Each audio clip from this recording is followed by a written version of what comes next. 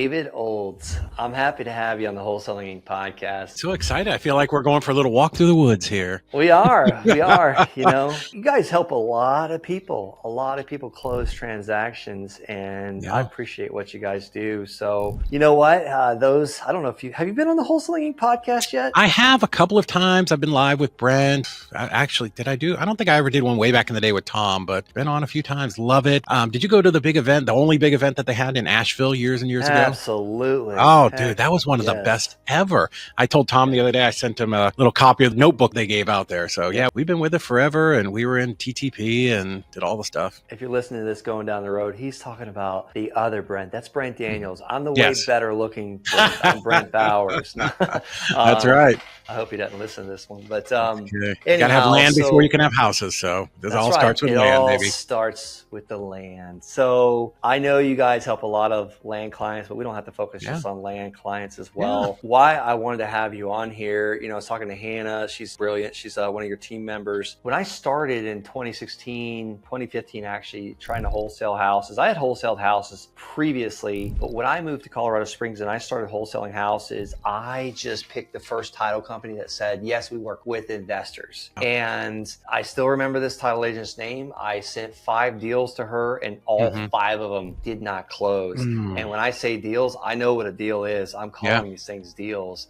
They did not close because of some reason, probate, title issues, back taxes, you name it. Well, I moved to another title company because I got a recommendation from one of the #1 house flippers in town. He said, Brent, you got to use my lady, Tammy Thomas. And from that day forward, I started making money, but I almost quit. I almost quit because none of my deals were closing.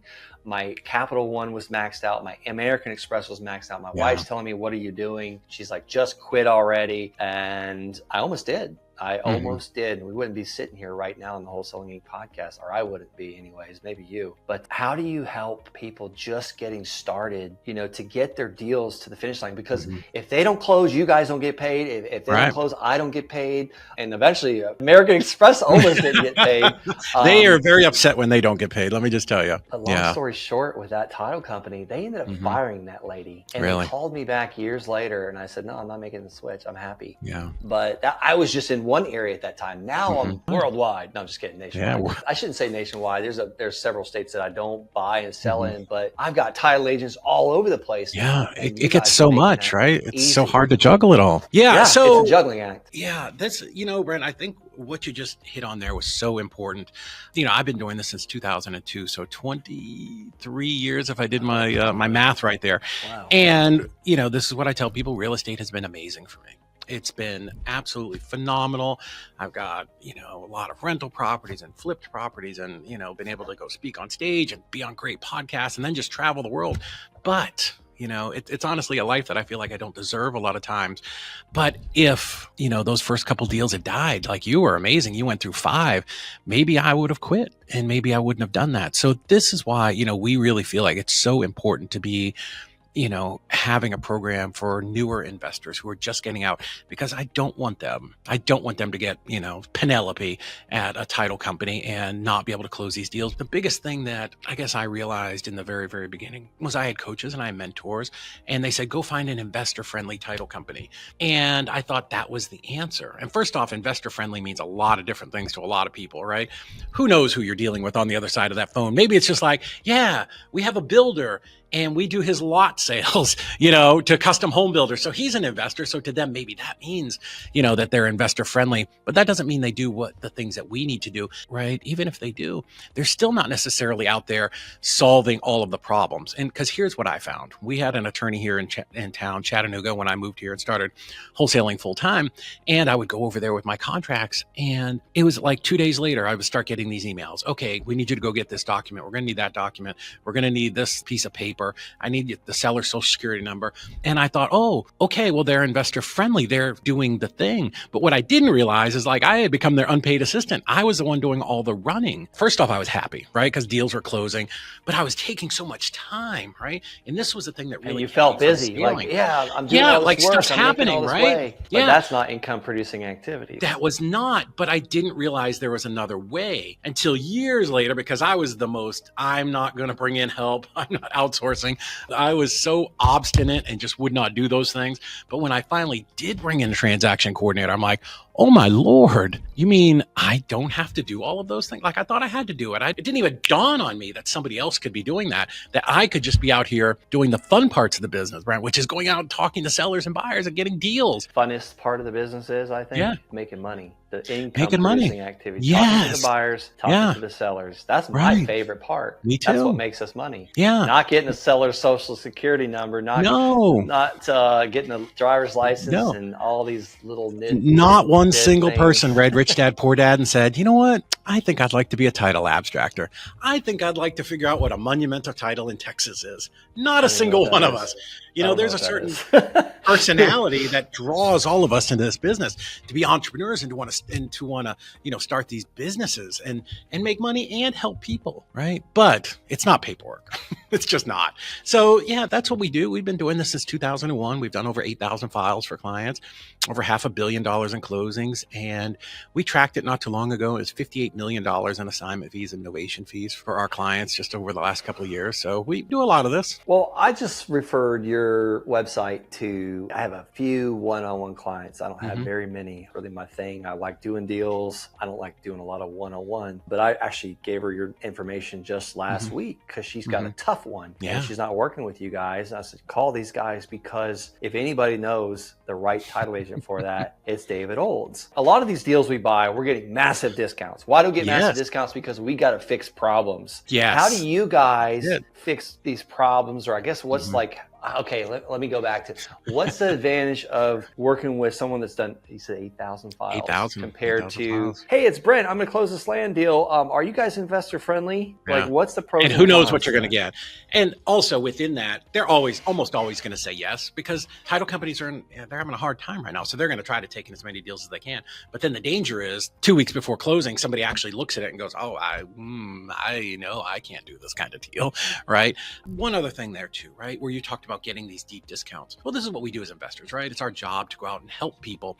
And a lot of times we'll go to PropStream or whatever it is and we'll stack, right? You know, death, divorce, tax, job transfer, right? All of these different things. And the more problems that we can solve, the deeper discount we can get. Fantastic. Yeah. Out of state, 300 credit score. Yeah, all of them, right? But think about the flip side. If we go to assign this deal or even want to portfolio it for ourselves, well, what do we say? Hey, Joe, I'm going to guarantee you clear title and proration of taxes. So sometimes that's like jumping across the Grand Canyon because like we have all these things. This is what we do. And here's the thing I'll tell you, and we can relate back to your client. I bet you if you ask her, the day you signed this contract, did you think it was going to consume your life and be the biggest pain you've ever had? Oh my gosh. No. That's exactly what she said. She's like, this one deal is taking all my time. I was like, well, Sophia, how many deals do you think you've missed because of this one? She's like, she just got quiet there for a minute. And then the call didn't go very nicely afterwards. But it's just like, you know, because sometimes we try and force these square pegs and these round holes. Right. And what I found in real estate, when I make the biggest chunks of change is when I don't force anything. Right. Yeah. I have smart people to help me. So how do we solve these problems? A couple of things that are kind of unique about us. I don't know of anybody that does nearly anywhere near the volume that we've done or works in all 50 states and all deal types. But all of our coordinators are here. We have a big 14,000 square foot office in Chattanooga. So all of them are here. They're in the office. We've done collectively 8,000 files. But more importantly than that, our goal would be to take all of this stuff off of Sophia's plate. I want the minute she gets that contract with Mrs. Smith, her seller, give that contract to us. Sophia, go get your next deal, right? This is how you spin that wheel of your business faster and faster. So that contract's going to come to us. We're going to assign it to a coordinator that's going to be with that deal all the way till the end. And whatever state it is, again, you know, we have 500 partner title companies across the country. So we're going to pin the tail on the right donkey that we know can get this deal closed. But then immediately, you know, we're going to assign this deal. Do your title companies know you call them donkeys? Well, that was the first time I've ever used that analogy. Thank you. I won't use that one again. But sometimes they are, though. But so we, it's a good fit. What do donkeys do? They carry stuff uphill for us, right? That's right. They carry the heavy loads. I actually have a great story that's going to derail this, but the other day we did this deal in Pennsylvania, and the buyer, he was an Amish guy, and it wasn't exactly a donkey, but there was a mule on the property, and at his final walkthrough, he demanded that the mule be included because it had good lineage, good bloodline, and he wanted to use the mule for breeding. So weird stuff comes up all the time. But back to Sophia and her deal. Love those deals. Absolutely love those deals. We'll assign this to Claudia, but Claudia's going to jump on the phone and say, hey, Mrs. Smith, this is Claudia. I'm working with Sophia on your deal over here at 123 Main Street. Hey, Mrs. Smith, I'm going to be your point of contact from here all the way till closing. Sophia, she's out. She'd have 4 more deals by now. And then Claudia's going to continue. So, Mrs. Smith, I need to ask you some questions so I can get you paid just as quickly as possible, because that's what they all want, right? It looks professional too. It's extremely professional. Hey, Mrs. Smith, I work with Sophia. I'm going to be the one that gets you your check. Yeah, exactly. How do you want to be paid again? Wire or certified funds? Those are exactly the questions, because after doing 8,000 of these, like literally, it's the simplest thing, right? We can see problems like the Matrix just coming in very slow motion. So we call it a seller doc, but it's about a 4-page form where we just ask every single question. Hey, when did you buy the property? Or did you inherit it? Who else is on title? Oh, will Mr. Smith be able to be here at closing? No, he passed away. Oh, I'm so sorry to hear that. Whole new checklist. Now we're in the dead people checklist, right? Now we're in the death certificate, obituary, affidavits of heirship. So, is it in foreclosure? Is it in bankruptcy? We had one that came, we were talking about at our morning meeting. We had 1 hour to stop foreclosure. Like, this is the kind of stuff that we get, where oftentimes the investor has no idea when they put it under contract. Like, we get those stories once a week. I didn't realize you guys help with that kind of thing. I have literally we don't ever guarantee it, but we're pretty good at calling and talking to trustees and stuff like that. Oh yeah. So I went to the trustee one time. I was about that 1 hour, and that guy grilled me. Like, I almost felt like I was in trouble, and I was an Army officer at the time. And I was like, what the heck? Am I in trouble or something? I paid the amount that got him out of foreclosure, and this guy asked me almost 25 questions. That would have been nice to have you guys help me with that years ago. Yeah, because we just do this all the time. Like, one of the heirs is in prison, right? Like, that's just, we know how to find them. Prison people are great because you know exactly where to find them. Yeah. So that's everything with us, Brent. It's about compressing time. How do I get you paid quicker? So the reason that we have these 4 pages of questions, which lead to other questions, which lead to other questions, is we don't ever want to get 2 weeks before closing and somebody go, oh my God, there's this lien from Lowe's windows that were put in. And now, shocking, we have to figure this out. And this delays your closing. We know time kills all deals. We've been doing this long enough. Your sellers get nervous. It didn't close on time. They were counting on that check. Now your buyer's mad. So everything for us is, we pull all of this in. Our team, who literally does this every single day, your worst day is just a Tuesday for us. You guys can go in the prisons too and get signatures. Oh my gosh. So, all right, again, another deal that I did. At least once a week we do them. I had a deal in Colorado Springs. We had to send this attorney, Tim Preby. I still talk to him. He charged me over $250 an hour at that time to go down to the Canyon City. This is where they sent, I think they sent Ted Dahmer to this prison in Canyon City. He wasn't in there at the time, but this was like a maximum security type thing. I spent thousands of dollars sending this attorney there multiple times. This is in 2018. I didn't have that money back then. I was getting out of the military, but thank God I made like $30K on that assignment fee. But still, that took a year to close because of that prison thing. That's crazy. You guys do that. Again, we've done it hundreds and hundreds of times, but you just have to know who to call in the prison system. It's usually somebody in the warden's office, and you talk to them. And this is very common. People get stuff notarized all the time in prisons. You wouldn't think they do. On my own, I probably wouldn't know what to do, but I've got 18 people out there who know exactly how to do it because they do it all the time. Well, awesome, man. This is incredible. Guys, if you want to find more about David Olds' system, head on over to sharkreiclosing.com. We've been working with David and Hannah.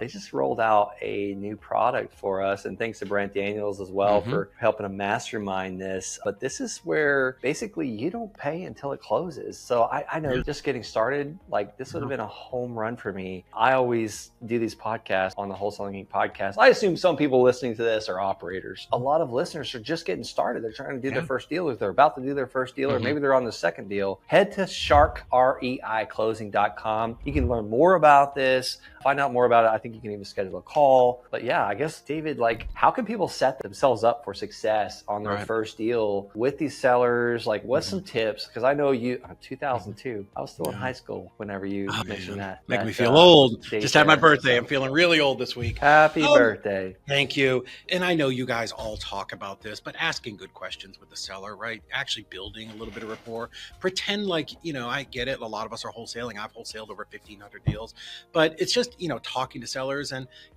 think about hey, if I really was buying this property, what are the questions that I would ask? Don't be in just such a rush to get that contract signed, so hey, what's going on? How did you get the property? And not so much that you're going to fix it, but understanding these things helps you with your timeline. Because if you know that this seller, whether it's land or a house, they don't want to close for 90 days, and you get a killer deal, and then you roll it out to your buyers, and a buyer's like, yeah, I want to close in 3 days. And you're like, yeah, let's do it. And then you go back to your seller and they're like, oh, I can't close for 90 days because you didn't ask that question. Well, now I've got conflict, right? You've got bad expectations. So yeah, always just asking really great questions. But for us, again, the ultimate goal is I want to take all this off your plate so that you don't have to deal with it, because it's not fun. Like, I did it because I thought I had to. You probably did the same thing. But ultimately, at the end of the day, it's how do we help you grow your business? How do I make sure that you have the success that I had, that Brent had, that Brent Daniels had? And that is by just building a system and building some leverage in there, right? And bringing in somebody who can do these things for you. Brent helped us mastermind this. We call it the Easy Pack Plan, Easy Pay at Close, where we guarantee that you will not pay a dime if that deal doesn't close. Brand new investors all the time. Well, the deal didn't close and I still have to pay the title company. I was like, what freaking title company did you find? Yeah. Like, I've never had to pay a title company when my deal didn't close. So that's absolutely incredible. There are some out there who've just honestly been abused by bad investors, because they have them start doing a title search and things. And, title searches cost real money. They're not free. We used to own a title company. So, the questions that we're asking on the front side there, those are a lot of things that pop up in the search. So without running a search, we can solve 90% of those problems on day one. So yeah, I mean, let us they should be solved. Because if you wait that 2 weeks, and this has happened to me before, ask me how I know. You wait that 2 weeks, now the seller is just mad, and they will cancel a contract if you come to them 2 weeks later and they think they're getting paid in 2 weeks and 30 days, and you can say, well, we just found this because the title search wasn't done. My dad almost lost land deals because of this, because the title company was waiting. They knew he was assigning it. They were waiting for him to find his buyer before they would even start the first title search. And I called that title company. I was like, you guys cannot do this. So this was causing my dad to have to fall out of contract, do another contract. I said, you guys cannot do this. You got to start this title search right away. But you're right. They probably had a bad experience with the wholesaler, and they were going to do that. Well, this is totally a loaded question. Which would you rather close, a house deal or a land deal? Which is easier? I would definitely rather close land. All right. Less inspections and all of that. However, here's an interesting thing. When we owned our title company last year, we were in Orlando at the big title convention, ALTA, American Land and Title Association.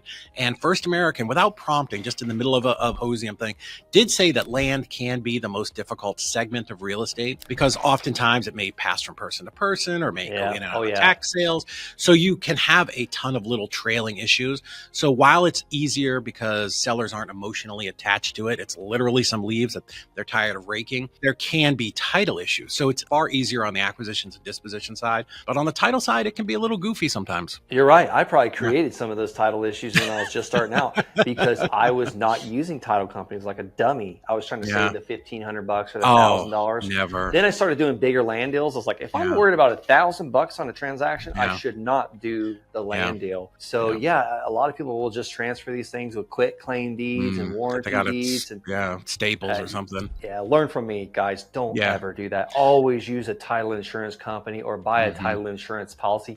I've gotten land deals for free that I purchased title insurance policies on. And not just that. Like, I tried to do this once years ago. Same thing.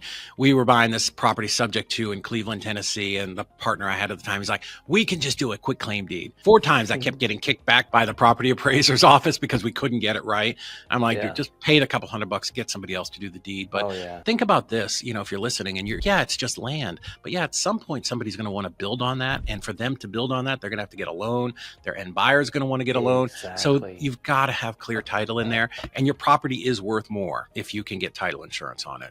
If you're just passing, that's a good point. If you're just passing stuff along on a quit claim deed, that's like a salvage title on a car. Like, it's yours, but it's not really great. It's probably pieced together. There could be some Volkswagen parts, some Chevy parts in there. When you can provide a general warranty deed and title insurance, that means that's like the granddaddy of all deeds. It means this property 100% is good. It's not a car like with a bunch of cans trailing behind it. You don't want to go around creating messes either. No. Because one day you will have to clean that up. You absolutely will. You can 100% get drawn back back into a deal from 5 years ago in a lawsuit. And don't do that. It's just not worth it. And most of the time your buyers are going to pay for all this anyways. So just do it right. It's easier. Let us handle it. We'll get you in and out of these things and move on to your next deal. Let's ramp this up and get you to where you're doing 5, 6, 7, 10 deals a month. I love it. Thank you, David, for all your amazing knowledge. Thanks for being on the Wholesaling Inc. podcast. Appreciate Guys, it. It's always my pleasure. That's Shark, REI, as in real estate investment, sharkrei.closing.com. And you know the drill. You want to talk about some land investing, maybe I can point you in the right direction. I want you to head on over to wholesalinginc.com/land and schedule a call with me. And maybe you want to know some more things on how to ensure your deals close and you're not like me. The first 5 or 6 did not go through. That was almost devastating for me. Just to reiterate what Dave was talking about, ask your sellers good questions. Go slow to go fast. Don't be rushing through this situation, whether you're sitting on the couch with the seller or on the phone. I love doing video calls. The Wholesaling Inc. podcast is audio only, but I'm looking at David right now. Like I feel closer to him than I did, a week ago because I hadn't talked to him or seen him in a while. So just seeing someone's face will help you close more deals and then build systems with leverage. I like that. I added that a little. I think he said leverage and systems, but I want to say systems with leverage. And guys, you don't pay unless they perform. So head on over to sharkrei.closing.com. I hope you enjoyed this episode. Until next time, God bless.